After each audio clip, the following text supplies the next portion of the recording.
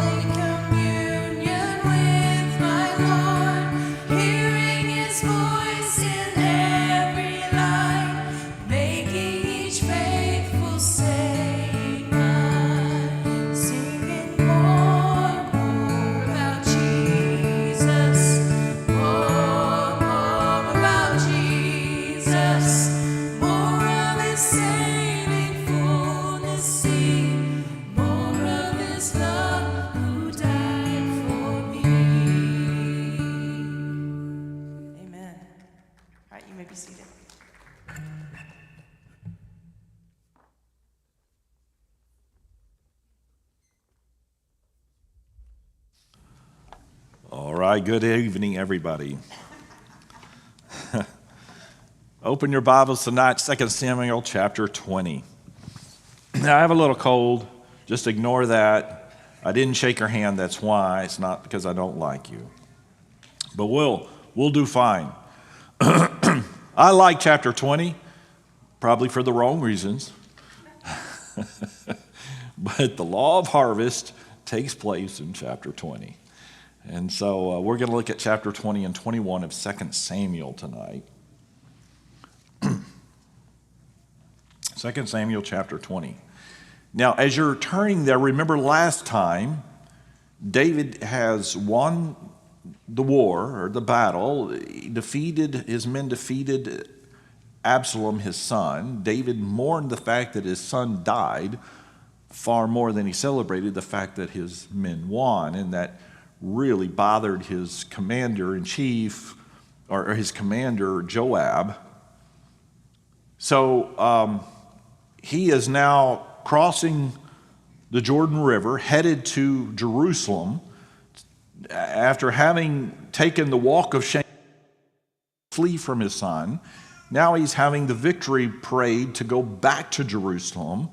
And we looked at that last week. There was Mephibosheth who showed up, and there was the guy that was talking smack. It was Shuhai, or whatever his name was, Shimei. Anyway, apparently you don't remember either. But that guy, he came and ate some crow and apologized. And so he had these multiple conversations with people there at the river as the parade is about to begin. And then at the end of the chapter, at the end of chapter 19, if you remember, he had contacted Judah, the tribe of Judah, to say, hey, why don't you come and assist me in the parade? You guys should be I'm from Judah. You should be the guys who lead me back to Jerusalem.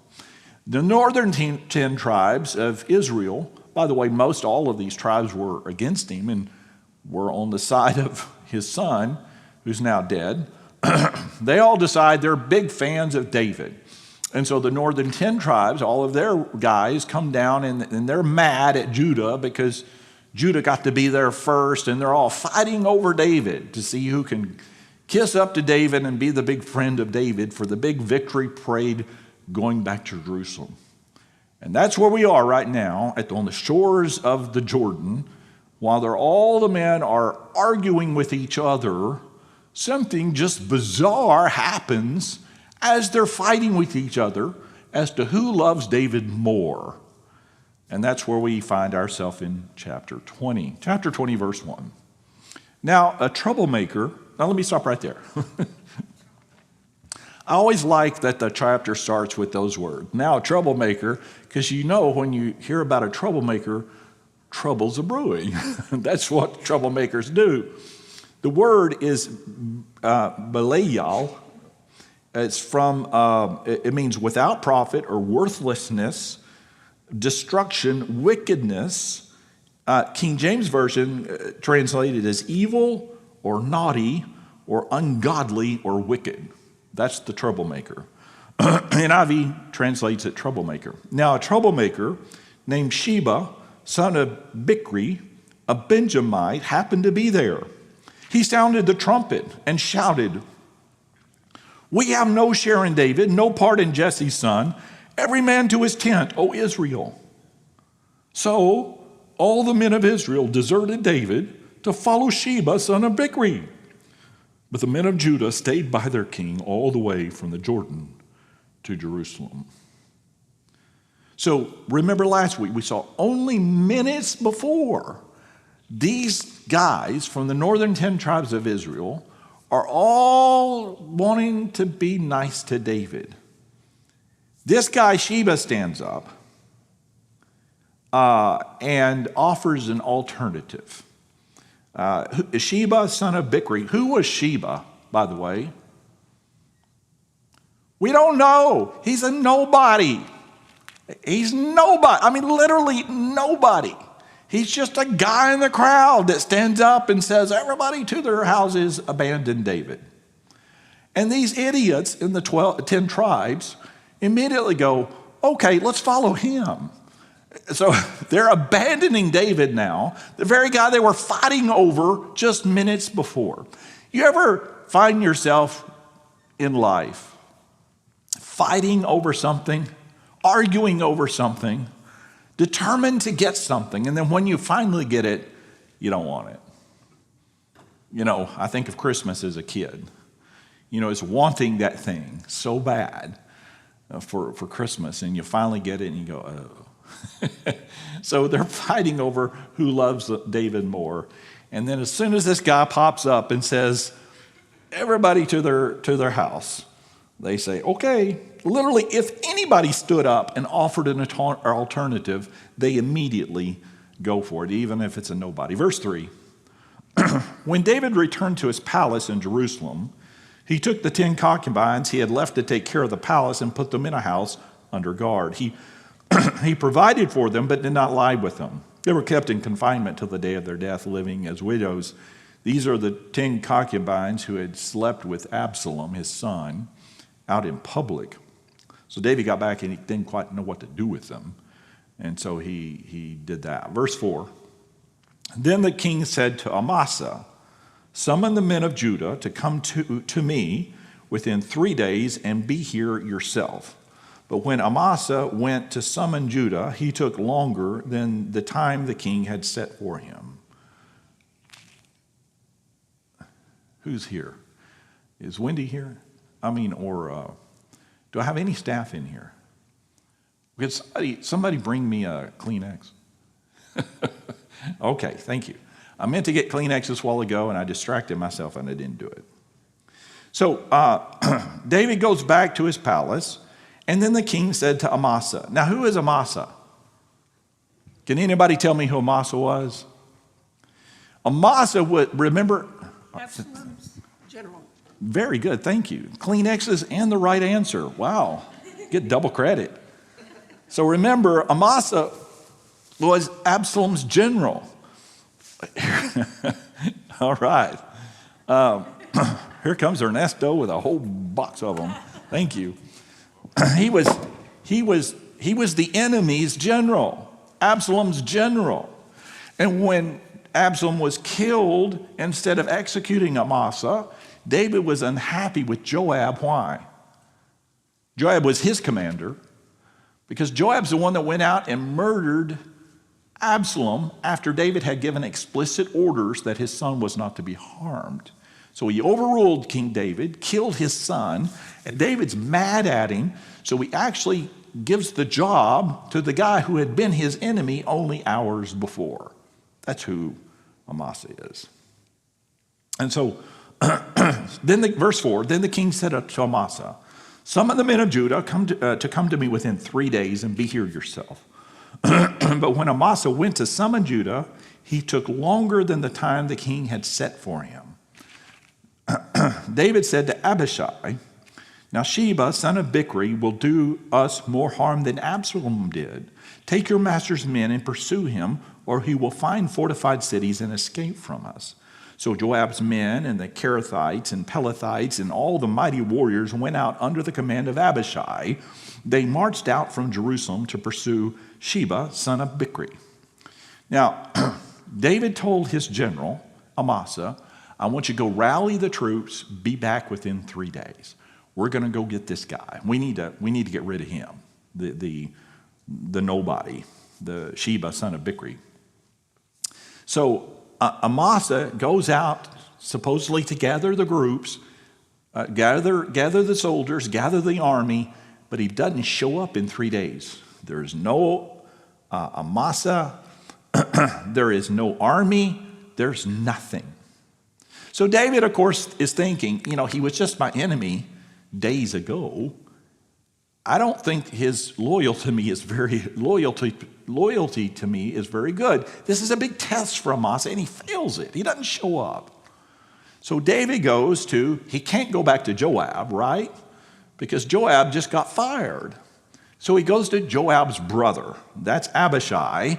Abishai was one of his number one soldiers. We've talked about him before. So he goes to Abishai instead of Joab because he needs to have somebody in charge of his armies. And so he tells Abishai, we need to go get this guy. He's a bad guy. Muster the troops and go get him. So he verse 7, he musters Joab's men, even though he's not Joab. He musters the men that were loyal to Joab for many years, and the Kerethites and the Pelethites and all the mighty warriors went out under the command of Abishai. They marched out from Jerusalem to pursue Sheba, the son of Bichri, the bad guy, the idiot that they're going to kill. Verse 8. While they were at the great rock in Gibeon, Amasa came to meet them. So they get to Gibeon, they get that far, and there's Amasa, the guy that was supposed to be back. He's late, and he's got his army with him, but he's tardy, and so he doesn't make it back to Jerusalem in time. David has no idea that Amasa actually has done what he was supposed to do. He's just tardy. So the guys come across him. Now, excuse me. While they were at the great rock in Gibeon, Amasa came to meet him. Joab was wearing his military tunic, and strapped over it at his waist was a belt with a dagger in its sheath. As he stepped forward, it dropped out of his sheath. Oops, accidentally. Now, did you notice suddenly Joab is in the picture? He's in the story. It doesn't mention him before them because he was the previous guy that got fired, the previous general. And so the fired general is there with the new general, which is his brother, Abishai, and they come across Joab's replacement, the turncoat, and he's on his way to tell David, hey, I got your army. Okay? So Joab goes up to meet his replacement. Of course, Joab, he's a get her done kind of guy. He doesn't take rejection well. He had this knife, and somehow the knife fell out of the thing, and it's in his hand. How about that? Verse 9, Joab said to Amasa, how are you, my brother? Then Joab took Amasa by the beard with his right hand to kiss him. Amasa was not on his guard against the dagger in Joab's hand, and Joab plunged it into his belly, and his intestines spilled out on the ground. Without being stabbed again, Amasa died. Then Joab and his brother Abishai pursued Sheba, son of Bichri. So this is what you call a murder. He just outright murders the guy. Joab did what Joab does, and he murdered him. He got rid of the competition. So basically, we're going to find out he's now in charge.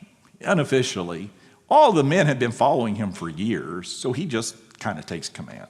Verse 11, one of Joab's men stood beside Amasa and said, whoever favors Joab and whoever is for David, let him follow Joab. Amasa lay wallowing in his blood in the middle of the road. And the man saw that all the troops came to a halt there. When he realized that everyone who came up to Amasa stopped, he dragged him from the road into a field and threw a garment over him. After Amasa had been removed from the road, all the men went on with Joab to pursue Sheba in the son of Bichri. So basically, one guy stands up and says, hey, everybody that's for David, follow Joab.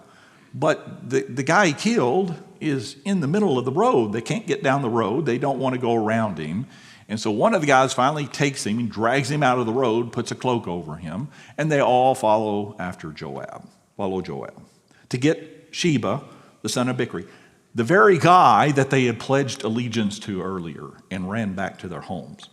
Verse 14, Sheba passed through all the tribes of Israel to Abel Beth Makkah and through the entire region of the Berites who gathered together and followed him. All the troops with Joab came and besieged Sheba in Abel Beth Makkah. They built a siege ramp up to the city, and it stood against the outer fortifications. While they were battering the wall to bring it down, a wise woman called from the city, listen, listen, tell Joab to come here so I can speak to him. He went toward her, and she asked, are you Joab? I am, he answered. She said, listen to what your servant has to say. I'm listening, he said. She continued, long ago they used to say, get your answer at Abel, and that settled it. We are the peaceful and faithful in Israel. You're trying to destroy a city that is a mother in Israel. Why do you want to swallow up the Lord's inheritance? Far be it for me, Joab replied, far be it from me to swallow up or destroy. That's not the case. A man named Sheba, son of Bichri, from the hill country of Ephraim, has lifted up his hand against the king, against David. Hand over this one man, and I will withdraw from the city. The woman said to Joab, his head will be thrown to you from the wall. Now, this woman's interesting. We don't know who she is. She probably doesn't have an official title, but she's one of these people that everybody listens to. She's a smart lady. And she's already made this deal. She's now made this deal. She doesn't consult with the town leaders or anything. You ever know a lady like that? She just gets it done. My mom was that way. When we were bad as kids, which was pretty often, I know I've told you this, she never once. Now Mom kept a board above the kitchen sink, and Dad used his belt. This is back in the olden days. And Mom never ever said, one time in her life, wait till your father gets home. She never waited till Dad got home. She just took that board down and dispensed the justice. She took care of it. She was a strong lady. My wife is the same way. She doesn't use a board, but she's from a tough life. She grew up with no electricity and no running water, and you have to get pretty tough. Tough as nails and wise too. So this woman said to Joab, his head will be thrown to you from the wall. In other words, she says, it's a deal. We'll take care of him, just don't kill us.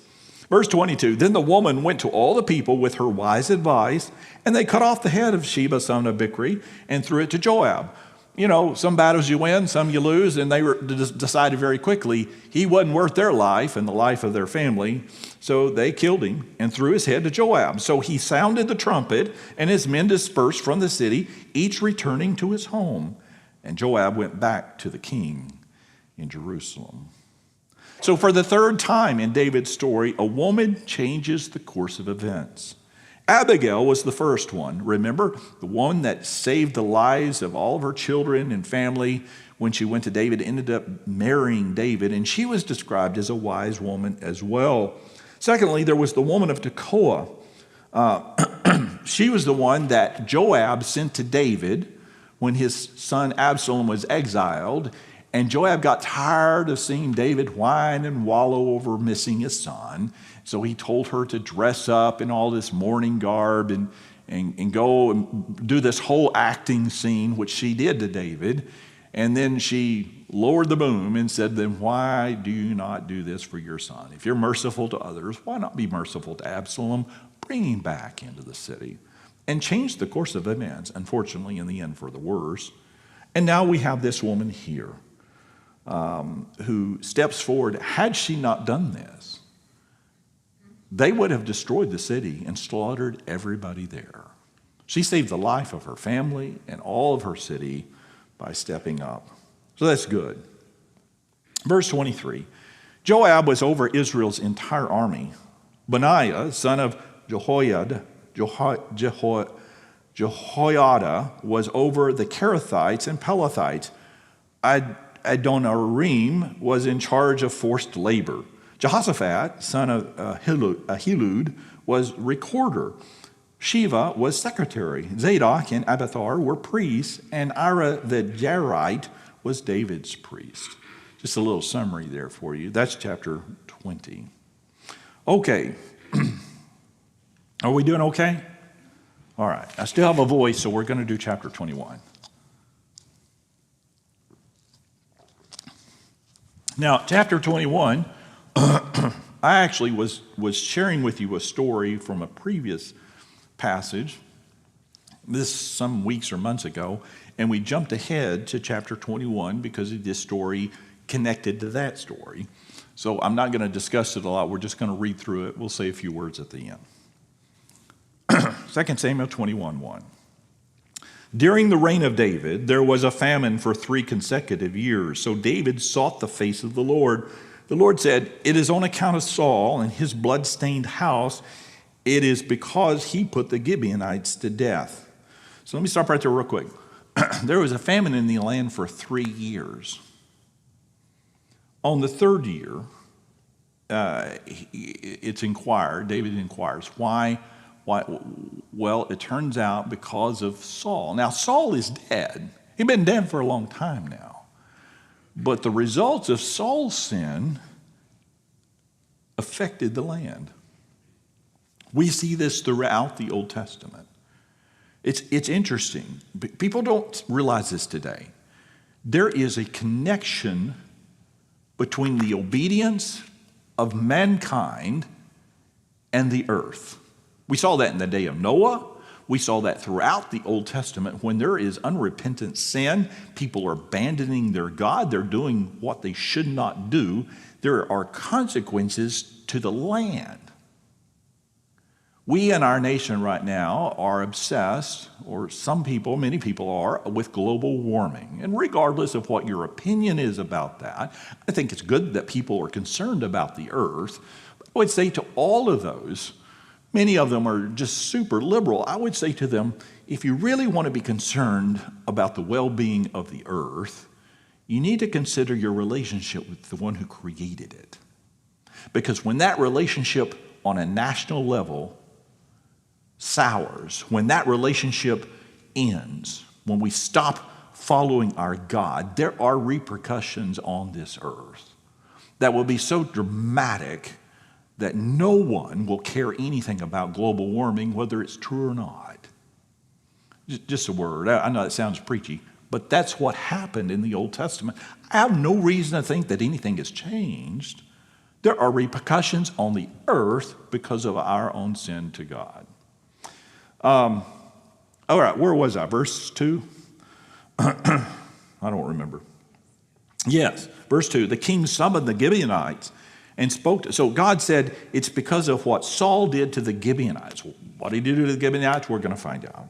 The king summoned the Gibeonites and spoke to them. Now the Gibeonites were not a part of Israel, but were survivors of the Amorites. The Israelites had sworn to spare them, but Saul in his zeal for Israel and Judah had tried to annihilate them. And so all of the Gibeonites, Saul was determined to annihilate them. That's what we call genocide. Saul had decided to commit genocide on the Gibeonites, even though God had not ordained it. Verse 3, David asked the Gibeonites, "What shall I do for you? How shall I make amends so that you will bless the Lord's inheritance?" Because now there's a famine in the land because of that sin. And by the way, I don't know if this is a distraction as well, but I have to say this. Did you notice that God's judgment on the land did not happen the day after Saul sinned? It didn't happen the week after. It didn't even happen in his lifetime. But there are repercussions of our sin that may last for generations. Don't think that God is absent-minded or forgetful. And so the Gibeonites answered, "We have no right to demand silver or gold from Saul or his family, nor do we have the right to put anyone in Israel to death." So they mentioned two possibilities here, and this is their way of mentioning two possibilities by saying we're just a small group. We don't really have the right to do anything, but particularly we don't have the right to ask for money or ask for their death. So you know right away they want money or they want their death. I'd have picked the money, but apparently that's not how it went. "What do you want me to do for you?" David asked. They answered the king, "As for the man who destroyed us and plotted against us so that we have been decimated and have no place anywhere in Israel," that's Saul, "let 7 of his male descendants be given to us to be killed and exposed before the Lord at Gibeah of Saul, the Lord's chosen one." So the king said, "I will give them to you." The king spared Mephibosheth, son of Jonathan, the son of Saul, that was the one who was crippled in both feet, because of the oath before the Lord between David and Jonathan, son of Saul. But the king took Armoni and Mephibosheth, different Mephibosheth. Again, I guess Mephibosheth was a really hot name at the time. You know, everybody, that surprises me, but it's another completely different Mephibosheth. The 2 sons of Ahiah's daughter Rizpah. Now remember Rizpah. So she's got 2 sons that are about to be executed who did nothing wrong, but it was their descendant Saul that committed the sin. So that's the sons of Rizpah, who she had borne to Saul together with, and so they're the sons of Saul, together with the 5 sons of Saul's daughter Merab, who she had borne to Adriel, son of Barzillai, the Maholathite. He handed them over to the Gibeonites, who killed and exposed them on a hill before the Lord. All 7 of them fell together. They were put to death during the first days of the harvest, just as the barley harvest was beginning. Rizpah, the woman I told you about, the mom of 2 of them, Rizpah, daughter of Aiah, took sackcloth and spread it out for herself on a rock. From the beginning of the harvest till the rain poured down from the heavens on the bodies, she did not let the birds of the air touch them by day or the wild animals by night. When David was told that what Aiah's daughter Rizpah, Saul's concubine, had done, he went and took the bones of Saul and his son Jonathan from the citizens of Jabesh Gilead. They had taken them secretly from the public square at Bethshan, where the Philistines had hung them after they struck Saul down from Gilboa. David brought the bones of Saul and his son Jonathan from there, and the bones of those who had been killed and exposed were gathered up. So this mom did what moms do. I don't know what the other mom did or other moms, but this mom had 2 sons that were killed, and she would not leave their bodies. In fact, part of the curse, or part of the removal of the curse, was when they killed them, they were to be exposed. That is, they didn't receive a proper burial. And so they were dishonored by being exposed out on these rocks. The mom can't bear the thought of her sons being slaughtered and their bodies just left out for the animals to eat.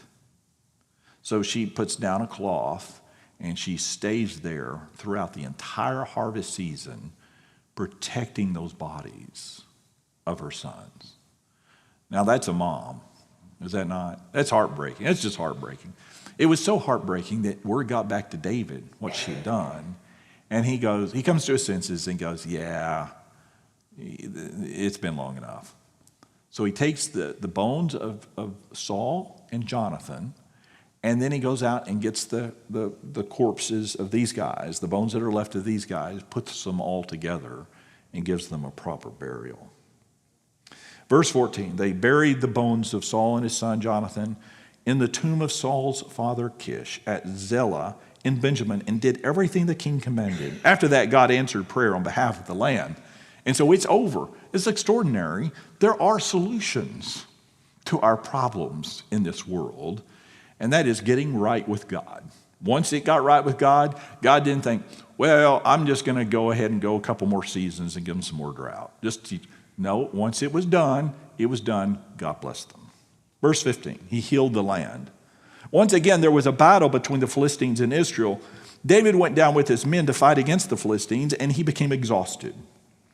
And Ishbi-Benob, one of the descendants of Rapha, whose bronze spearhead weighed 300 shekels, and who was, by the way, that's about 7.5 pounds, who was armed with a new sword, good for him, got a new sword, said he would kill David.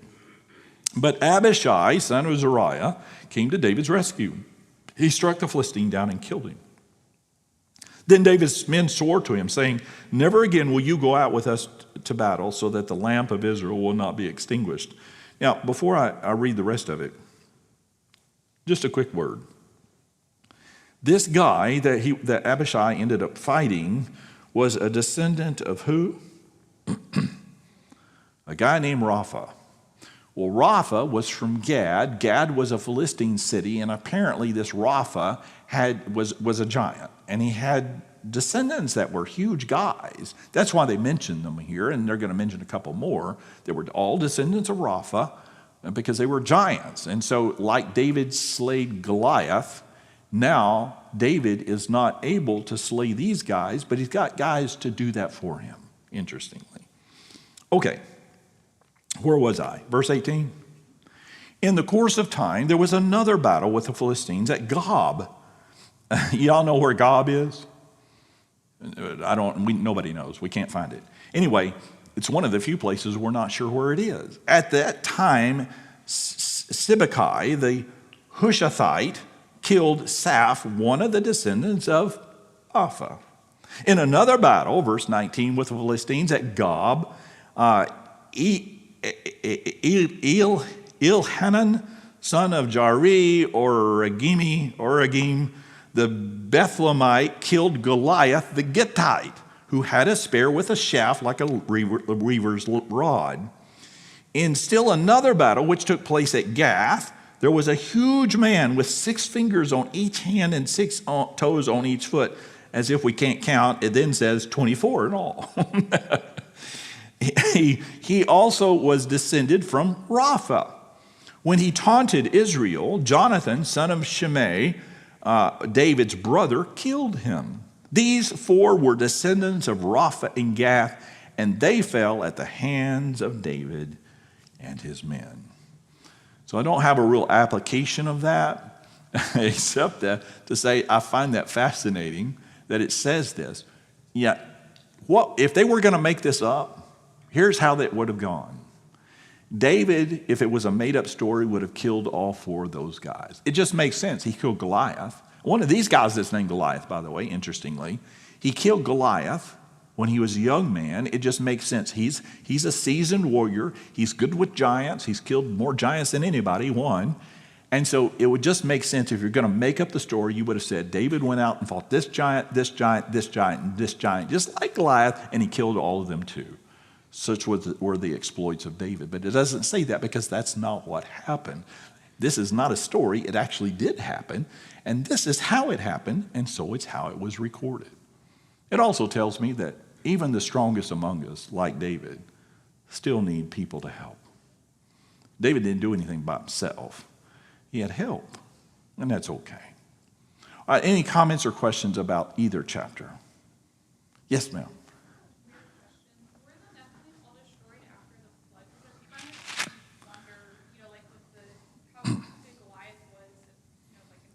Right. Was there a connection? It's a good question. The whole discussion about the Nephilim is an interesting discussion, and the answer is I don't know. I don't know. I would guess yes, but I don't know where these giants came from. It was just purely genetics, or it came from there. It's a good question. I do think this passage is indicating that the giants in the land are pretty much done at this point because of David and his men. All right. Anybody else? Oh, good. Thank you for your patience. In the few moments that we have left, let's take a look at our prayer sheet.